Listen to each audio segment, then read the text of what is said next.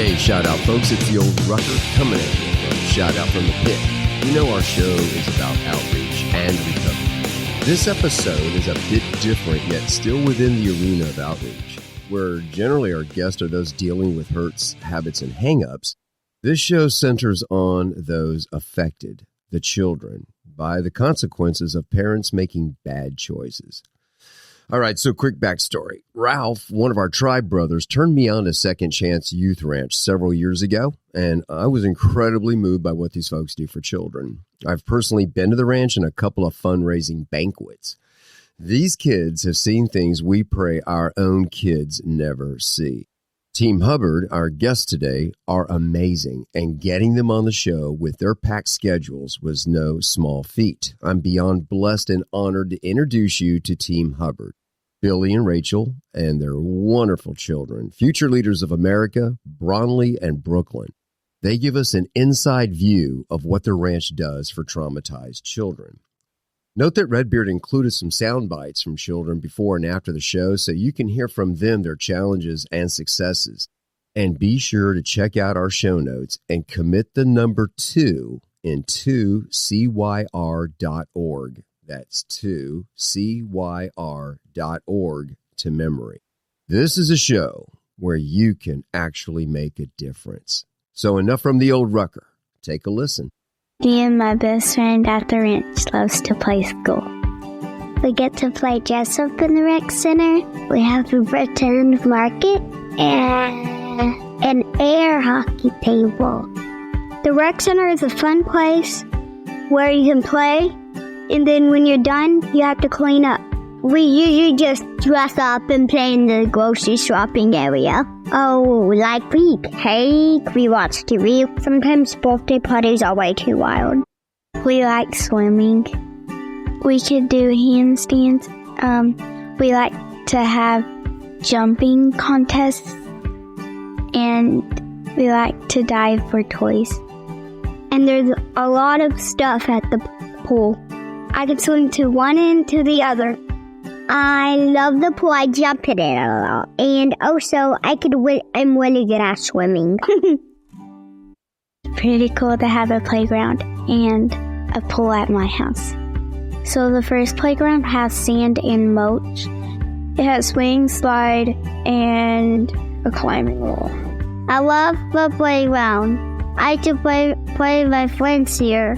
I never want to leave the ranch. Hey, shout out, folks. It's Bob the Old Rucker coming to you from Shout Out from the Pit, where we bring stories and topics designed to add to your toolbox as you trudge the road to happy destiny. Like I said, no editing. Here we go. On the show, we generally talk to folks recovering from or still dealing with hurts, habits, and hangups. Today's show is a bit different. Today, we're talking with folks, heroes, if I may, that come to the rescue for many of the children affected by bad parental choices. With us today is a fellow tribe member you've met on previous shows, Ralph. Ralph, please introduce our guest and tell us how you know these folks. Hello, Ralph, and we're here with some people from the Second Chance Ranch. It happens to be my daughter, my son-in-law, and 2 grandchildren. Rachel Hubbard, she's my daughter. Billy Hubbard, he's my son-in-law. Bronley Hubbard's my grandson. And last but not least is Brooklyn Hubbard, who's my precious granddaughter. And they all live out at the Second Chance Ranch. Rachel and Billy are the directors. Bronley and Brooklyn are assistant directors. And they've been there, Bronley and Brooklyn have been there all their lives. They're 15 and 10. And they've learned how to help kids that are hurt. They're very good at it. I'll let them speak. Great job, Ralph. All right, so welcome, Team Hubbard from Second Chance Youth Ranch. Billy, Rachel, Bronley, and Brooklyn, and thank you so much for joining us today. Now, I'm going to go off script a little bit because I'm really excited you guys are here, and I'm going to have to tell you this. I'm going off script.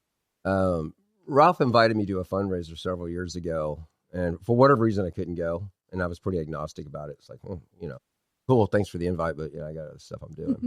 But then he invited us to a cookout at the ranch, and I really had a great time. And I don't remember meeting you, Brooklyn, per se, but I remember you and I chatted at length. And gosh, it's been a few years, and you've just sprouted. But Ralph pointed you out because you were entertaining. I'm talking to Brunley now, or Brooklyn. You were entertaining a bunch of little girls. And so I never really got a dialogue with you, but I thought, well, that's cool. And then, of course, you and I jammed a little bit at that circle right outside the door to your main interest where you have like the kitchen for the kids, right? Mm-hmm. And then the kitchen. So the pool, and then there was a little tour so we could see some of the buildings. Okay, so all of that was cool. I'm still, agnostic, if that's the appropriate word to use for this. It wasn't until the first fundraiser where Ralph invited a bunch of us again, and I thought, well, yeah, I'll go. Free meal, huh? You can get me with a free meal anytime. So my wife and I went, and I'll tell you the parallel example to what happened to me was I used to be, I'm going to go there. I hope you guys are okay with this, but I was very agnostic about abortion, just in general, like abortion, yeah, whatever. And I hear all the arguments, yeah, whatever. Until I saw the movie Silent Scream. That changed my life. And after that, I am, and I've said it on the show before, I'm not agnostic when it comes to pro-life. I'm die hard. I just didn't realize what I don't. You don't know what you don't know. True. So at the fundraiser, you had, and God bless Pastor Perry Black. Yeah. Is that his name? I got to hear his backstory, which was amazing. The foundation of, the ranch and what have you. And then, of course, you were like our major presenter on the ranch. And I thought all that was cool, but what really flipped the switch for me was when you had the videos up. Oh, yeah. And I'm going to tell you, if there was a dry eye in that venue, those people are psychopaths. Watch out for them. There's no way people could walk out of it without, and it wasn't like one of those infomercials where, we're going to tug at your heartstrings so you can reach deep into your pocket. It was real. Mm-hmm. It was real. Those children, and I'm a little choked up thinking about it because it's like, wow, what you guys do. You are real heroes. Oh. So our audience is probably wondering what I'm talking about. So let's get into that. I do want to break the ice a little bit with something funny. I did a show, shout out Natasha. I did a show with Natasha. She is, I can't pronounce the tribe she's from, forgive me, from Alaska, but she was adopted by a family in Arkansas. And one day at school, a little girl said to her, "You're adopted because you're not loved." Uh-oh. So she goes home and tells her mother. And her mother says, "No, you were adopted because you are loved." Yes. And you go back and tell that little girl she was an accident. Oh. Okay. That's a good comeback. I know that's kind of wrong, but the point is, yes, adopted children are loved. Chosen. Yes. So, chosen. Mm-hmm. You want to talk on that a little bit? Well, I do. I just think it's so special. And anybody who is adopted, they do wonder that sometimes. And it's not never an accident. It's always an intentional choice that parents make to adopt, a choice to step into redemption and healing and walking through hard things. So, I think adoption is one of the most wonderful miracles there is. Wow. I love that.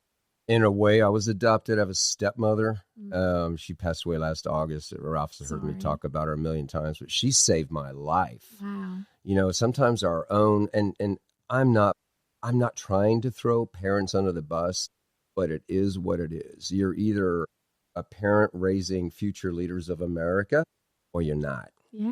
And my stepmom was amazing. So, kudos to the words you just said. That's awesome. Some hard facts, stats. I went to the web and looked at Dr. Google and some other spots, and some of them, of course, corresponded with the stats that you have on your site. Mm-hmm. Before I forget, what month is this? Foster Care Awareness Month. Nay. You're both right. So, that's right. And it's it is a coincidence, but with God, there are no coincidences. So I learned that, and I didn't know this until I wanted to get some information before y'all came on today, right? So there are approximately 400,000 children living in foster care. Yes, In in the America. U.S. Nationwide, yes. That's amazing. That's more than that's more than, what's Little Rock's Little Rock's population? like 202. So two Little Rocks. Well, about the size of Memphis. Oh, About 400,000. Isn't that crazy and sad stat? put that into perspective, that's 400,000 future leaders of America. I mean, that's kind of how I look at our youth. I taught school for a while, so I think of that, me too. you know. Yeah. And I would tell those little suckers, hey, you know, straighten up because someday you're going to be taking care of me. That's right. You know, and I need you to pay attention. So, but the other thing I pulled from your site was that there's over 4,000 children alone here in Arkansas. Yeah, it varies, you know, day to day, week to week, but we fluctuate anywhere from 3,500 to 4,000 in the state of Arkansas alone. Wow. The other disturbing, I guess, fact from there are fewer than 1,700 foster care homes in Arkansas. Yeah. We don't have enough homes. No, we do not have enough homes. We are in a crisis of kids being taken from an abusive situation, but then having nowhere to go after that. And you can imagine the kind of problems that causes. You know, should we even take kids out of an abusive situation if we don't have anywhere to put them?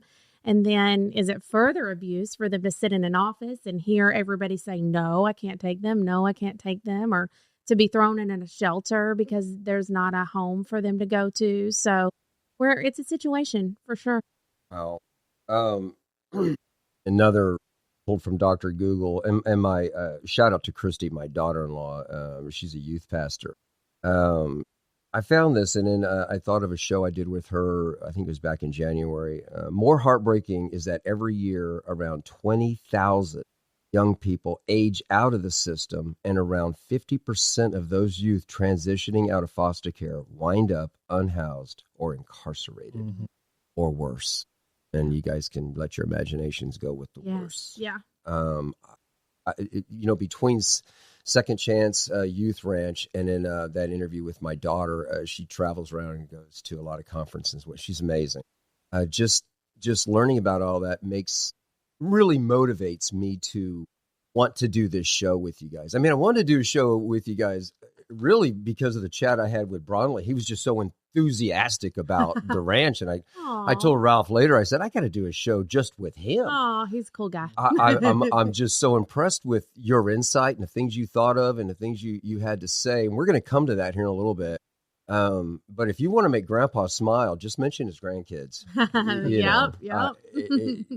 Just amazing. And I just a huge shout out to you, Ralph. You obviously have done well. Rachel married a great man. And I am curious, though. We're going to go off script a little more. How did you guys meet? We worked at a restaurant. We both had day jobs. I was in commercial real estate in North Little Rock, and Rachel was a first grade teacher at England Elementary. And both going to school, and we, you know, those professions, I was starting out in real estate, not really making a lot of money. Teachers back then were, I mean, you were making mid-20s, I think, you know, this was 20 years ago.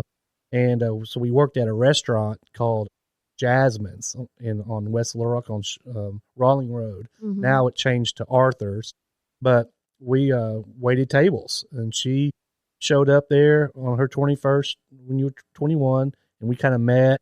And then I asked her out for about 6 months. She said, no. Very wise, but I think she just gave up and said yes, and then the rest is history. Wore down.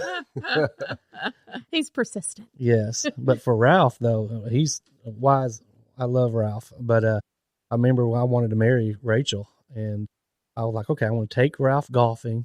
I'm going to let him win. No, he would win anyway, but I would let him win, get him in a good mood, and then ask, you know, if he would give me his daughter to marry. So I was so nervous, and I didn't know when I was going to do it. So I waited the whole round. We finished. He beat me, of course.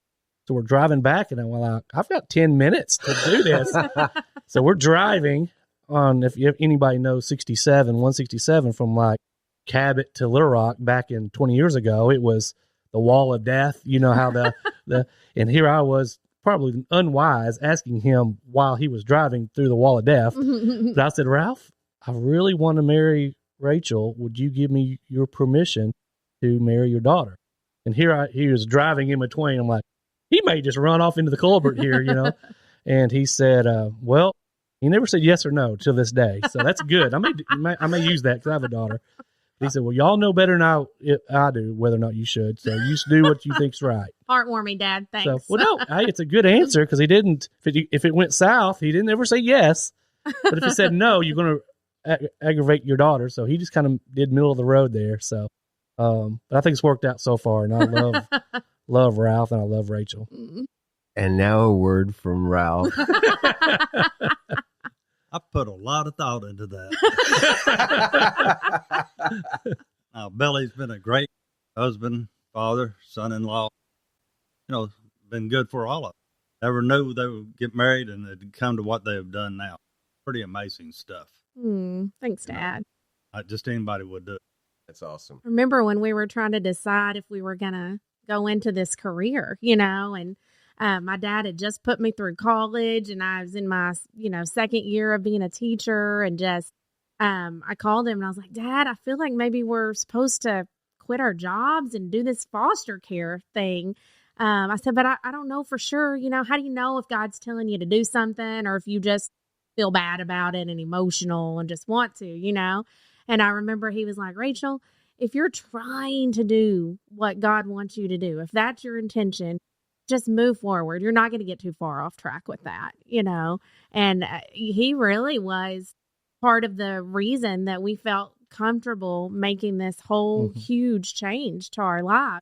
And I thought he'd be mad at me. He just paid for that college education, and then I was walking away from teaching. And as a man, you want to provide for your wife and your family. And this profession was considerably less income than what we were currently making. Going to be about half. Yeah. And we were newly married. We were married 3 months, and we decided to come full and have 7 teenage girls live with us, 7 teenage foster girls that we would raise. So that lifestyle is 24/7. I knew we probably may not be able to see Ralph and the family as much as we were. I'm taking away his daughter, in a sense, to Second Chance Ranch. And so it was a hard decision for me. So it really was helpful that Ralph gave us our blessing more than anybody, because I promised him that I would take care of his daughter, and he gave us that blessing. And it's so glad he did. It's been a God thing. So I'm glad that Ralph hears from the Lord and has common sense too, and is very supportive of what we do. A lot of people out there in foster care, they don't get support from their families. I hear it all the time that someone will adopt a child and the grandparents won't accept that child. No, this is not my grandchild. I hear it a lot around Arkansas, and I'm sure that's all over the nation. And it's just sad, but our families have been really, really super supportive and helpful. Ralph's at every event that we have. He comes to our foster care events and supportive. I mean, we were supposed to bring a foster child today, but she had court and all that. And first thing he said, "Where's your baby?" So he doesn't treat them as a inconvenience. He treats them as a blessing. It's very helpful for Rachel and I to see that, and is a good model to my kids to see that, and it helps us keep doing what God wants us to do. Babe, are you a little offended that he was technically more supportive of us fostering than you asking my hand in marriage? I think he was brilliant. I probably will use the same thing. I'll probably say, well, you know better, so I don't get locked into a yes. We talked about occasionally having to edit something out. Now, you mentioned common sense and Ralph in the same sentence. Did you want to keep that there? Edit. False advertising. Well, fake news. Help me out here, kids. Well, I'm going to say this because I used to be a very materialistic person, and I, in my own transition to where I'm at now as a believer. And just a side note for our audience, because we've got plenty of shows out there. We're a spiritual program. We're not really a religious based. So I've got people on here with a lot of views of their higher power, which I really don't care. I really care about what they're doing today and how they live. So, but as far as materialism goes, every single person I've ever talked to has never been happy by chasing the material stuff. And when we hear the words like, hey, working for the Lord doesn't pay much, but the retirement plan is out of this world, that applies to you guys. Oh, yeah. There's no doubt in my military mind, having been out the ranch, met some of your team members and what have you. Hey, that is not a job you go to brag about, getting a Lamborghini or anything. It's just not it. You're either in this thing for the mission that it is, or you're not and don't do it. And that's okay. Yeah. Yeah. That is okay. Mm-hmm. Absolutely. No Lamborghini, but we might give them a giant van to fit a lot of kids in. Well, I'm going to do a small plug and a larger plug later, but a lot of us are not wired. We're just not wired to do what y'all do. Our heartstrings can be pulled. Our love for what you guys can do can be there, but to actually step up to the front line and be a foster parent, which we're going to talk about in a little bit, or to actually do what y'all do at the ranch just is not in, our wheelhouse. But there are those of us out there that do have a couple of bucks that they could throw your way. And I know that exists because I met them at the fundraiser. I as you can tell, as a podcaster, I'm always talking to people. Yeah. And so I'm making my way talking to some of the strangers because I want to, I'm just that weird guy. And, they're like, I couldn't do this, because I'm the man on the street. Could you do this? No, but what can you do? Because I'm curious. And they're like, well, we can donate because you guys talked about all that stuff up there. Some of the needs that you have, monetary, and I'm trying to remember the acronym. It's right there. 2CYR.org. It's on my wall. By the way, anybody ever gets to come to the studio here, I'm a big fan of now, obviously, of the Second Chance Youth Ranch. So I've got their, that little yard thing you have. Yeah, I had that out in the yard for a while, and I was afraid somebody was going to get damaged and old. So I put it up on the wall here in the studio. So cool. Thank you. It's not going anywhere. Trust me. So, of course, I've got the long sleeve apparel. I've got to get the short sleeve. All of that, listening audience, is available at 2CYR.org. Shameless plug. Shameless plug. That's going to be in the show notes as well, folks. So, all right, so moving along. I'm off script, so getting a recovery back on script is going to be almost impossible. But let me just maybe walk the dog a little bit. So you guys got married, you're together, and we already know that you're at the ranch. How did you cross paths was it with Pastor Black, or how did you end up where you're at? Yeah, so when I was a teenager, I actually went to church with a friend of mine at Pastor Black's church. And at that time, he was dreaming of a place for children in foster care, and building that. And then when Billy and I got engaged, I think, and we were talking about marriage and all that, we're like, well, we're going to get married. We better do this Jesus thing because marriage is hard, right? Especially being married to me is going to be hard. Billy was going to need some Jesus to survive that. So we decided to try to find a church home. And we went back and visited Family Church and just fell in love with it. And the pastor was talking about needing foster parents there at the ranch. And we were both in our careers. We weren't planning to make a change. And he said something as he was talking about it. He said, whatever breaks your heart is what you were put here to change. And that quote, just got me. Like, we couldn't think of anything more heartbreaking than children without families, And so, it was hard to turn back after that. It just kind of sucked us in. In fact, without asking Billy, I sent a little email to just ask, what do y'all need in foster parents?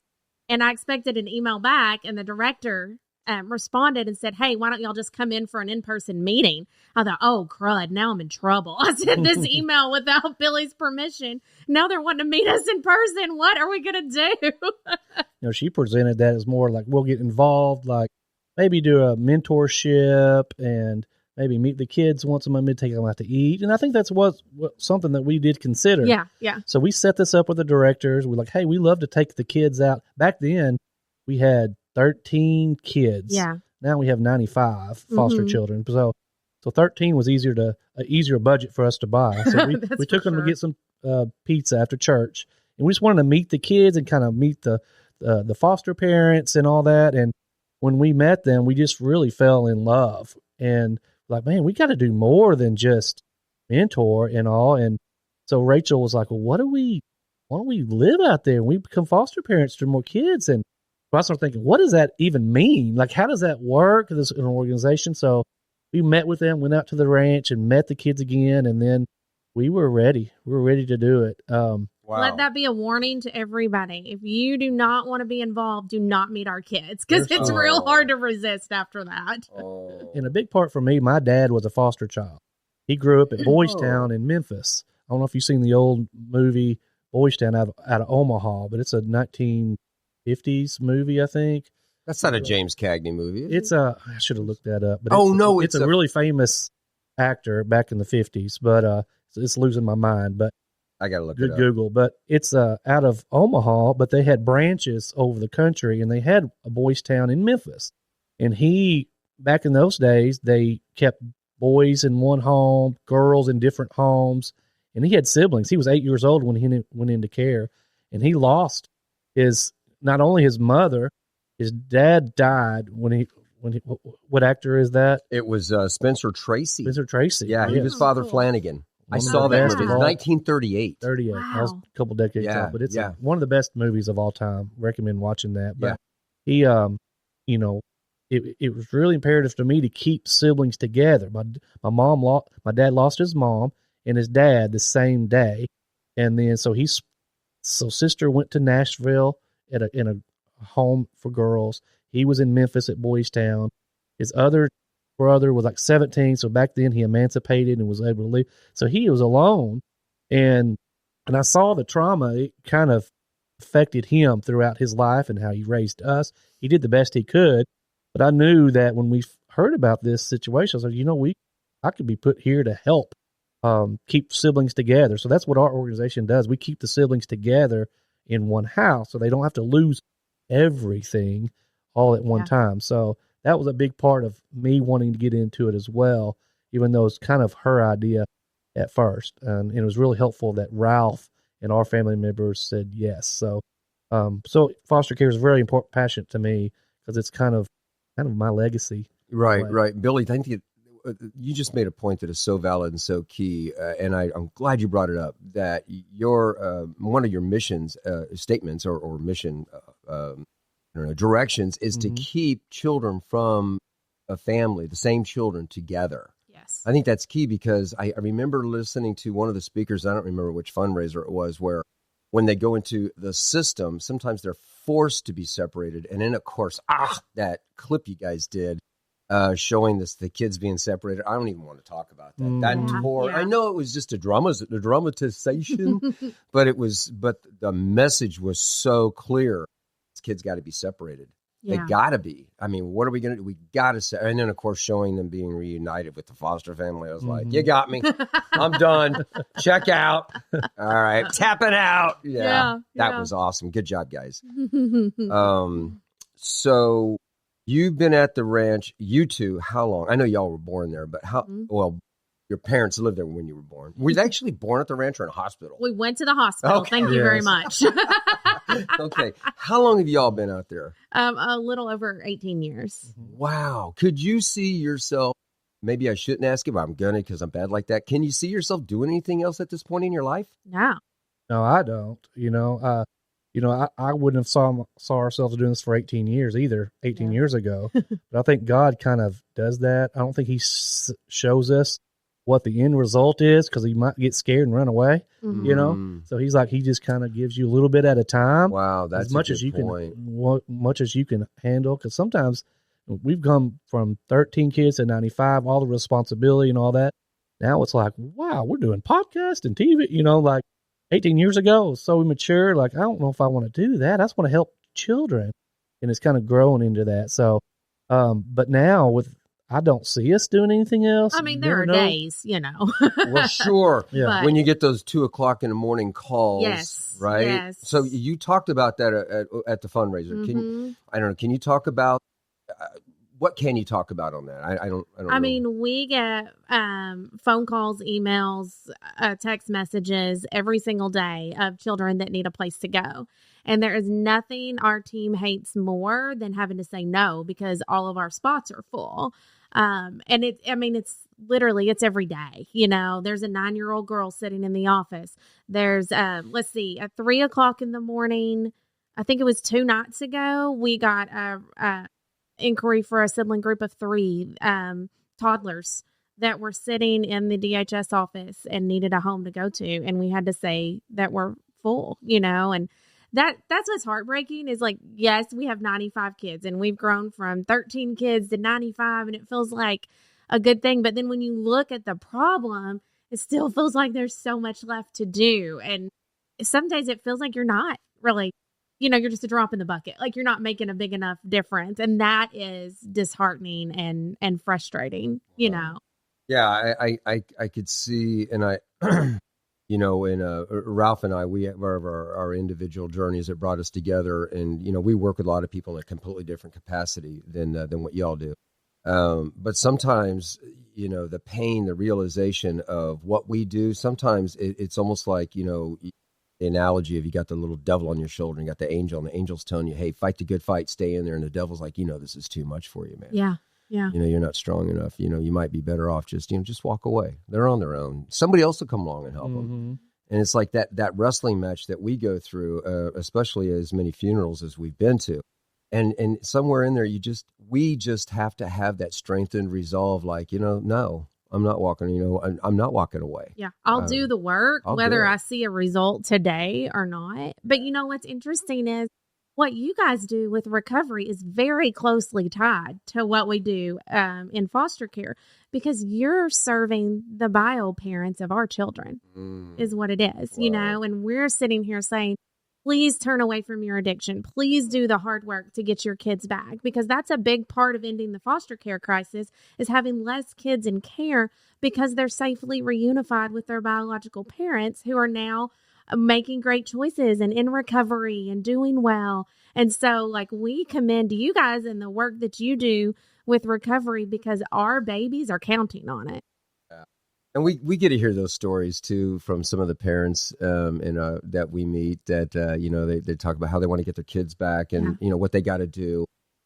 And, some of them complain like, I've got to go to these classes and I have to submit this evidence to the courts. And, and I'm like, yeah, I want you to. Mm-hmm. And I want to encourage you to. Do it. Please do it. Yeah, those kids deserve to have, because look, man, hurt people. So a lot of the parents of these kids, were in homes where they themselves were raised dysfunctionally. And so they don't know what they don't know. Yeah. So when you tell them, look, man, if you're trying to fix the stuff in your head with the stuff that's in your head, you're not going to survive this. So the courts are telling you, go through these programs so you can learn what it means to be a parent. Yeah. I get it, but I wouldn't get it if if DHS came along and took my kids. I'd be like, what? Well, look, you're really supposed to feed them every day. Yeah. Well, yeah, but I don't have enough money because, I've got to buy my illicits. Yeah. Well, there's the problem, pal. Yeah. We got to get you off the illicits, and then the rest of the story is the obvious. Yeah. So, yeah. Thoughts on any of that? Well, I think that it is a generational thing. Like a lot of our bio parents, they were in foster care too, and their parents were addicts and their parents were child abusers. And so breaking out of that is super important. But also, something you asked a minute ago was, would we see ourselves doing this forever? And I would say that we are more passionate about it today than we were 18 years ago. Like we love what we do. We love these kids. I mean, there are babies for however many days we have them. They're ours. And also our children would riot if we decided not to do this, because this is just as much their mission field as it is ours. I would say one thing though, when you talk about biological parents, you may have some biological parents that's listening to this show that have lost their kids that they're currently in foster care, or maybe going for adoption, or thinking about, should I try to get the kids back? I would say yes. Fight for your kids. I hear biological parents a lot. They're real passive sometimes, not all of them, but several of them are passive, and they feel like they don't want to mess up the child's situation now. They look at it being positive. Say if they're at the ranch with us, we really try to do a great job with their, education and really all facets of their life. But the kids really, their number one will be mom and dad. They want to go home all the time. So even if they can't go to visits. If you have a visit, don't miss a visit. Mm-hmm. We got a picture just now that we've got a sibling group of, well, I won't be specific about the number because that might be something we have to edit. but they're in court right now in northern Arkansas. Just don't say their names, but you can tell the situation. There's a northern Arkansas, a large sibling group that we have now, and there's several dads involved. Same mom, several dads. I won't say how many, but every dad showed up but one for this child. Mom's incarcerated. Dad didn't show up, and the one boy, it's really hard because I don't know. This is what happened to my dad. He used to tell me stories, but he's under a table hiding right now. How old's the boy? Well, I can't say. 7, 8. He's 10, little, somewhere but he's in there. under the. We'll show him the picture. Yeah. But he's under the table. This was like when we were driving up here because his dad didn't show. Everyone else's dad showed up for court at a probable cause hearing, but he's under there, and it's just not fair. Go to those visits. You may not get your child back, but it shows you're making some effort. That's you good, know? babe. Yeah. If I would love to be able to deal with. My dad can't do it, but he's doing his best he can. I know he loves me. He's doesn't care at all. It's a hard thing to live with. Mm-hmm. So just do what you can, as much you can, even though the outcome is not what you want. Show up. Yeah, show up. Good one right there. Show up. Any thoughts on that, Rob? It is. You got to be a part of. No matter what little bit you can do, just do what you can. Start where you're at. You never know where it's going to lead to. Until we take some actions, we're not going to get any result. It's heartbreaking for little kids not to know their mom or dad care about them, but they do. It hurts. Yeah. It hurts them tremendously. But they can get resilient and they can move on with life, but it sure makes it a lot better if they know their parents care about them. So. Yeah, so let me just, I don't know, again, we're off script here on this thought, but those of us that have been down the journey that a lot of these parents have, God never wastes a hurt. Yeah. We can be restored. Absolutely. And a lot of fathers, and I can speak easier to fathers being one myself, and mothers, of course, feel the same way. I know there's a time when we think, we're damaged goods, we'll never be any good, we're done, might as well check out, and then some of them do. Yeah. And we know of cases where they have. But then there's, for some reason, that spiritual awakening within a parent that I don't understand that is a God thing. Where those of us fathers and mothers, we step up to the plate, we get our heads right, and we hear that, God never wastes a hurt. All that stuff you went through, for whatever reason you went through it, but you can use that energy from that and flip the switch. Sure. And be the parent your child deserves to have. Never too late to make a change. Never too late. Amen. I love it. So let's switch gears to our future leaders of America over here. And I'm a monolithic guy, so we believe in ladies first. That would be you, Brooklyn. Brooklyn, officer for Brooklyn. That's how they say Brooklyn in New York, So I lived in New York for a while, so I got to learn the lingo. Now that I'm in the South, I got to learn some South stuff. So, bless your soul. Or no, is it bless your heart? Bless your heart. Bless your heart. I became a big okra fan since I moved here. Fried okra. Fried okra, yeah. We went to, for Mother's Day, I took my wife to Cracker Barrel. Oh, the classic. Yeah, I tore up that okra, man. It was awesome. There wasn't any leftovers. That okra, hate to see you coming. I used to work with a guy, Max, if you're listening to this, you know where I'm going with this. He grows okra, and he grows so much of it, he can't possibly eat it. Hint, hint, Max. All right, so obviously I look at you two as future leaders of America. You've heard enough here already, and you already know more than most kids your age when you come to a podcast like this. You guys have been subjected positively to a lot of the hurts, habits, and hangups that are out there. So I'm going to ask you both this one question, and just see if it's kind of rhetorical, but there's no wrong answer, so I'm not putting you on the spot. What is America's number one resource? Ladies first. Right up to the microphone. What can help people the most, Brooke? Like, what can people lean on for help? Jesus. Oh, wow. Okay. Survey says in the secular world, not, but in our world, yes, you are absolutely 100% on. That's good. I'm going to flip this over to Bronley. What would you say America's number one resource is? Right along with that, I was just going to say the Word of God, the church. I mean, can't go wrong with that. Okay. Yeah. Again, according to the secular world, you're wrong, but in this audience, you are correct. It's people. Yeah. And I'm a subscribe to both, but I'm on your side with your answer. Okay. But investing in people is what makes America so great in every different avenue. And if you actually later on you do like a Google search and just straight up ask, that, of course, AI is secular, so it's going to give you a secular answer. But, what's our number one resource in America? It's people. And God uses people to get things done. So that makes sense. That's right. That's right. So there's no doubt in my military mind, your answer was correct. So, Brooklyn, I'm just curious. What do you want to do when you become an adult? Honestly, I just changed my answer like 45 minutes ago. I would love to be a foster. I'm listening. No, please elaborate. I want to hear more about that, but you got to get right into the microphone and tell us what you What mean. made you change your answer just now? Like, what got you thinking about that? I just feel bad for so many kids. Mm-hmm. Good. You'd be a Okay. great foster parent, by the way. Oh, yeah, you got that crazy contagious smile. I never smile, but you showed up here and now I can't stop. You're probably old enough right now at 10 to foster parent a few of them. I believe you helped them a lot already. You should see this girl tote around a baby or tell a group of kids what to do. I mean, she's ready. Well, I saw that. That's why I didn't get a chance to talk to you, because you were so anxiously engaged with your people at the ranch when Ralph took me out there.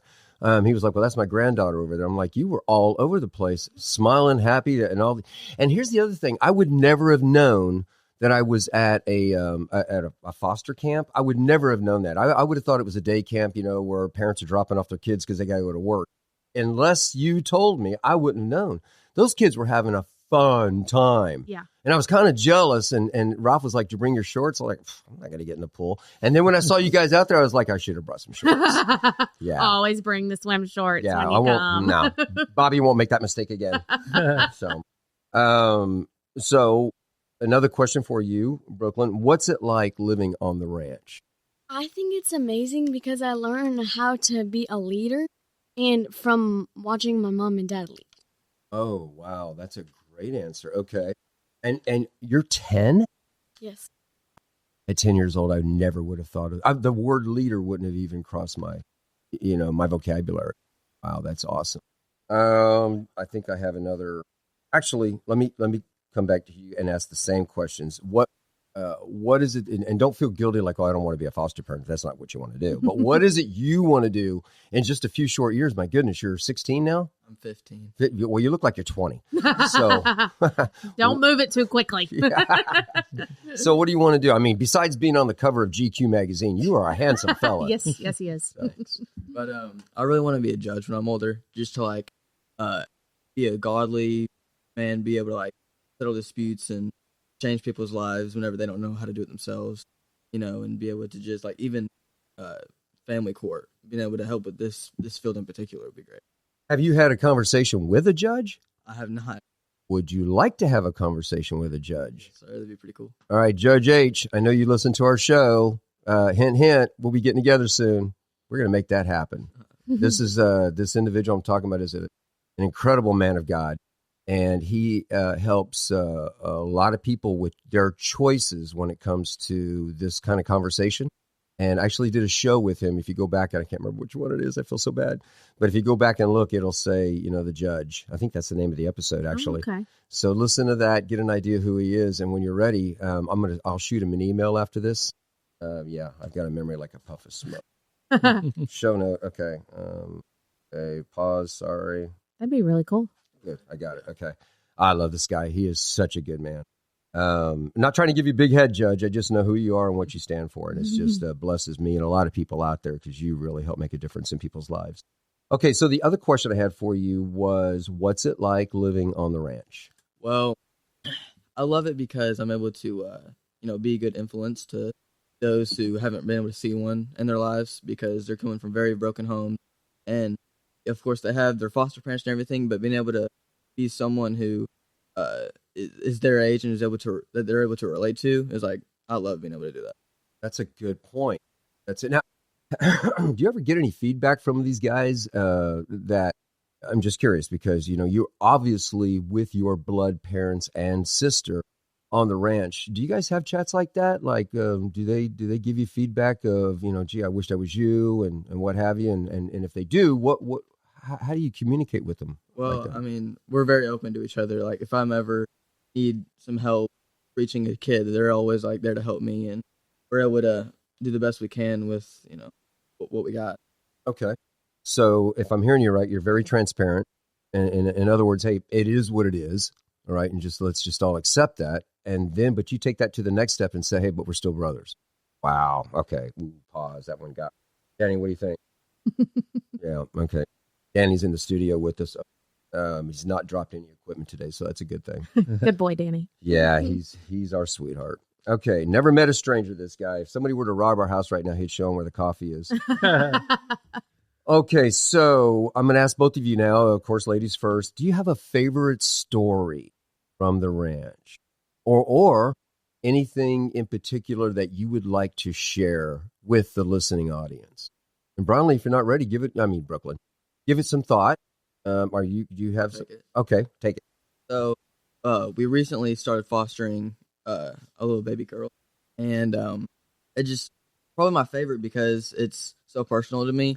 I mean, she's like in my house every day, and I like that because Jesus says, "Whatever you do to the least of these, you do to me." And I just love that because I know that even whenever it's a sacrifice, that I'm still just doing it for him, and it still benefits everything, and it'll really help her life too. Wow. Okay.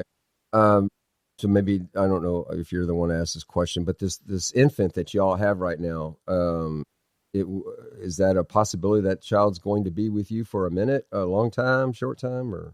We're not really sure. Like, as a family, we've just decided however long she needs us, we'll serve. We know that we won't adopt her. She's part of a larger sibling group, and probably she'll transition to an adoptive home at some point. But she's only been with us 6 days now, right? Oh, you told me that. And we feel like it's been forever. Also, I miss sleep quite a bit. Those were the good old days, 6 days ago when we slept. I just thought of something that there's other types of heartaches, but they're good heartaches. A good heartache is you become attached to these kids, all of y'all, mm-hmm. and then they get adopted into a family, or they're returned to their now working parents that are doing the right thing. Mm-hmm. What's that separation like? That is challenging. Yeah. That's the one thing you can't teach or train. You can teach them if they're going to cuss at you or they're going to get mad at you and you're not my real mama, you're not my real daddy.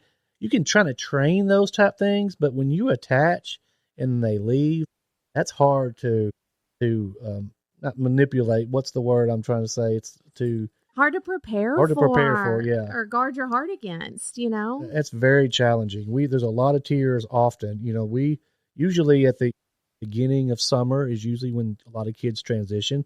So this is a transition time. Oh. Mom and dad may be doing well, but the court wants them to stay in their same school district. So they kind of wait until the summer. So right now is a lot of transition time with a lot of our kids. And it's always a challenging time. And during Christmas too. Yeah. When the Christmas break comes, they think it's a good transition. Sometimes spring break as well. But it's difficult. It's had very a lot difficult. of hard goodbyes. Mm-hmm. Yeah. And I think Billy and I and the other foster parents, it's like we'll put ourselves through anything. We can take it. Like, we'll cry and it'll hurt, but we know we'll survive. But it's watching these guys, our Mm-hmm. kids, say goodbye to best friends and just weep and cry and miss them. And that's hard. And Brooklyn has probably felt that the most out of all of us. Wouldn't you say? Don't cry. Brooklyn, do you want to talk about this girl that was your best friend that ended up leaving? Not say her name, whatever, but With her family recently? yeah, well, I guess we can say her name. She's adopted, and Well, maybe not, just in case. yeah.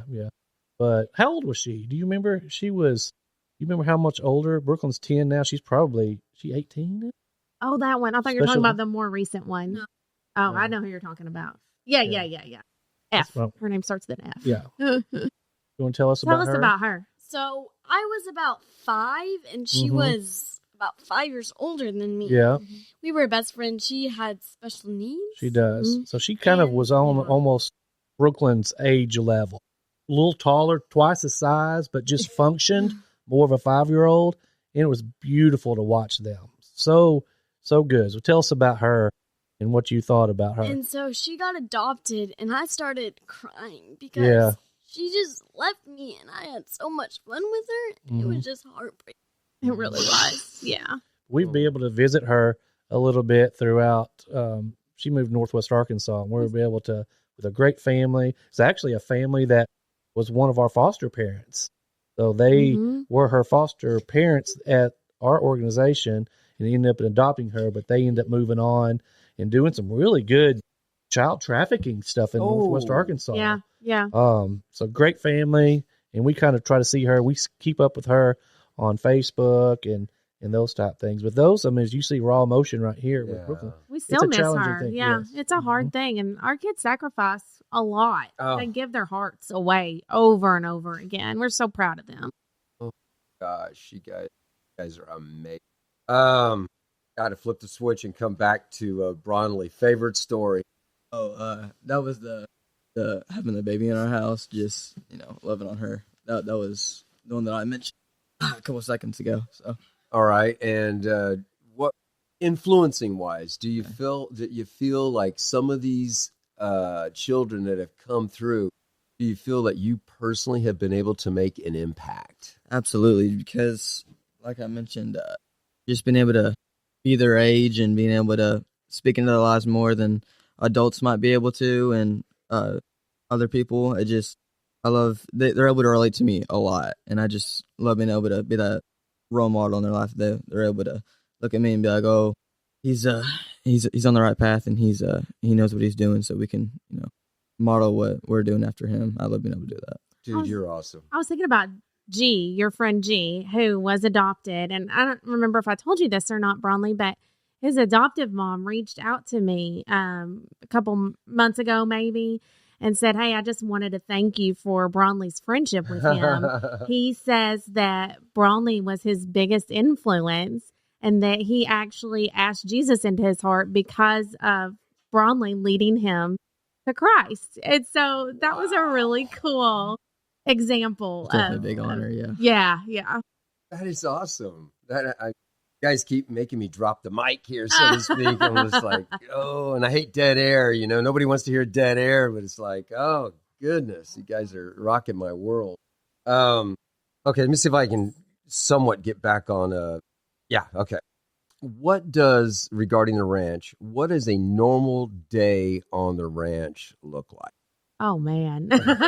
A normal day. Yeah, and every day is different for sure. But some days are running around, getting things done, getting a new placement, taking referrals, deciding where a kid would go, training people, that sort of thing. But my favorite days, I would say, are when the weather's good outside and the workday kind of comes to an end. If it's pretty outside, inevitably one of the houses at the ranch campus will come outside to play. And when any of us hear kids outside, we all kind of go outside. And so all the parents will line up on one of the porches in rocking chairs and sit there and visit. And you've got like 40 kids running and playing together. And it is like, every time we do that, we just think, man, this is the coolest thing. I got a visual. I kind of like that day that we came out for the cookout. Yeah. It's what I'm imagining. All right. So I had a question earlier, and it just came back to me. So you mentioned that you have, on-site foster parents. How many do you have right now? So at our ranch campus alone, we have 5 sets of foster parents. We have about 45 people living there at that campus. And then we have another campus in Bryant. We have another campus in Benton and homes throughout the community. So total, we have 36 foster homes right now. Okay. Now, I know this already because I went to your website. Well, I couldn't recite it, but I was curious about the criteria. Yeah. For, for the folks that are volunteering.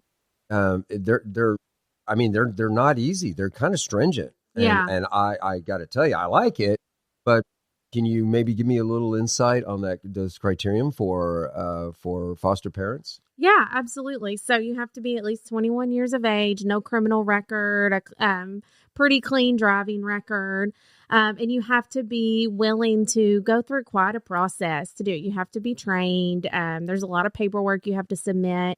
and a few pretty invasive interviews that you have to go through where you're asked a lot of very personal questions and evaluated. And the goal is to protect kids. We That's right. want people who are going to keep our kids safe and care for them well. But the secondary goal is to protect foster families also. Like if you're not in a good spot emotionally and you're not stable and ready to pour out, it can be hard, and we're not wanting to tear up families or break apart marriages, or anything like that. So we're evaluating whether or not you would be a good fit for a child and whether or not a child would be a good fit for you.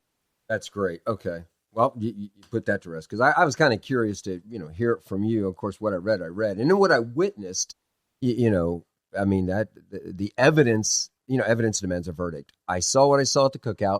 And then I saw what I saw at the fundraiser with the people standing up that are engaged. And of course, your speakers, all of it incredibly well orchestrated. So kudos. Thank I know you. putting those fundraisers together has to aid you quite a bit, I'm in a bad mood the whole month of October. But the end state, oh my goodness, those people walk out of there.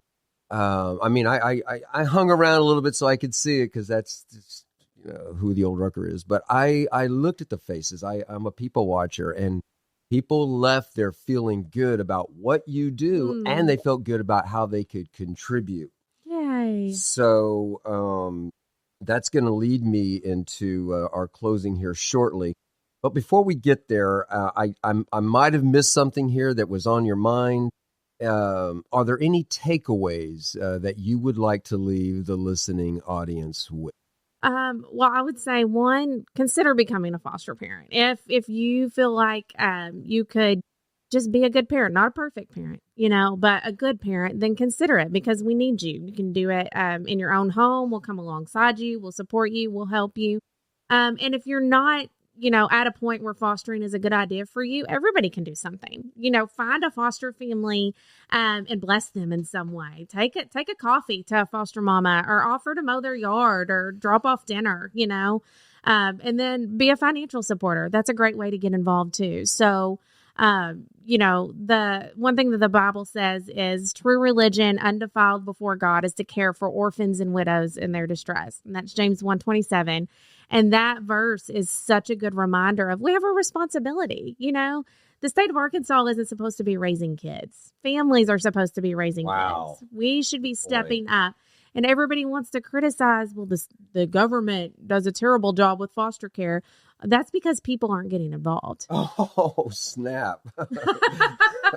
I mean, that was a public spanking right there. So that's a true Sorry. statement. Well, I know there's people out there listening to the show that are going, I keep hearing this Jesus thing and it's driving me crazy. Hey, could you do me a favor for a second? Take Jesus out of the equation and just think of the well-being of these children. Yeah. They're going to a place, and if nothing else, they're learning about love and they're being loved. And if you can contribute in some sort of way, step up to the plate at 2CYR.org. Okay, on to you, Judge. I mean, I know a lot of people aren't really thinking they're in the boat for being full-time foster parents, of course, because that's a big commitment. But doing anything, just like my parents, what they did, they took them out for pizza. I mean, that's great. Warning, of course, you will fall in love with them. So, but they do be like prepared. pizza. They love pizza. I'm telling you. Who doesn't? Right. But yeah, just doing anything you can. Just loving on the kids because they'll really respond well, and it really means a lot in their lives for people caring about them whenever they don't really have their bio families there for them. It's just really big in their lives. And a lot of people don't think about, they think, well, I want to do something for the kids. And, there's all the background checks and there's, we're not going to send our kids with people we don't know and all that. But, something that's really powerful is doing something for a foster parent because they're exhausted. They're overwhelmed. They're in the trenches doing the hard things. So if you can't be a foster parent, maybe you could just support one, Okay, so that opens up. I didn't even think of that. So we're talking about it, but how do we action that? Is that information on your website too? So there are some ideas on our website of ways that you can do that, or you can reach out to us through Facebook or email, and we can give you some ideas and connect you. We actually have a Facebook group that's called Support for Foster Families, where we can connect you. And if a foster family has a need, they can post it in that group, and somebody can say, hey, yeah, I could help with that, or whatever it is, Because here's the thing, they say, if mama ain't happy, nobody's happy, right? Right. So if we could keep our foster parents in a good place, then it directly affects our kids, and they're able to be loved so well whenever you just kind of wrap your arms around a foster parent and say, hey, let me take a load off for you. Let me provide dinner tonight so you don't have to cook, just anything simple like that. Let me vacuum the goldfish crumbs out of your van for you today. You said that's a Facebook support for families? Yeah. So you can just message Second Chance Ranch through our Facebook page, and we'll connect you to that group. Okay. It is a private group because we do post really specific needs in there. Okay. And so you have to ask to join it. Okay, that's fair. Actually, very fair. So, but I noticed also that you have a contact us on your website. Yes. Okay. Super easy to get in touch with us that way. Okay. You had mentioned the word sacrifice earlier, and I had it in my notes, but I wasn't sure I wanted to even bring that word up because for you guys, it's a calling. For many of us, it would be a true sacrifice because sacrifice is kind of like not necessarily doing something that I'm not going with Webster here. This is off the top of the dome, but this sacrifice is generally doing something, that I don't want to do. Mm-hmm. So I don't want to be a foster parent because I'm not wired that way. But it would not be a sacrifice for me to throw a couple of bucks that way. Okay. Because that's probably for the old Rucker at my age and my wife's, we're not really equipped to do that. However, we could probably do that. So now for the listening audience, it's that time. The old Rucker's throwing out the challenge to you. I thought about this earlier, and I do a few debauchery mochas a week. So I was thinking if I, looked at that monetarily for a month, I came up with a dollar amount in my mind, and I'm going to go to the donation site on your webpage after our show's over, and I'm going to donate that amount of money. And so I'm asking you as the listening audience, you've heard quite a bit here today, and there's so much more you can learn by going to 2CYR.org. and learning how you can get involved in some small way. Every way is awesome. Bronley mentioned a Matthew verse earlier of what you do for at least these kids. You're doing it for the kids. So make that sacrifice and make a difference. That's what we do. As Americans, our number one resource are our children. They are our future leaders. So if you can't do anything else, do something for them. Ralph, do you have my BFF, do you have any parting thoughts? Yeah, I do want to say something on the monetary thing. I give to the ranch quite a bit, and if I didn't think they were being good stewards of the money, I would not be giving it. Even though it is my daughter, my son-in-law, and my grandkids, I wouldn't give if I know what they do with the money, and I see it. It's not wasted. They're very frugal, and they watch how they spend.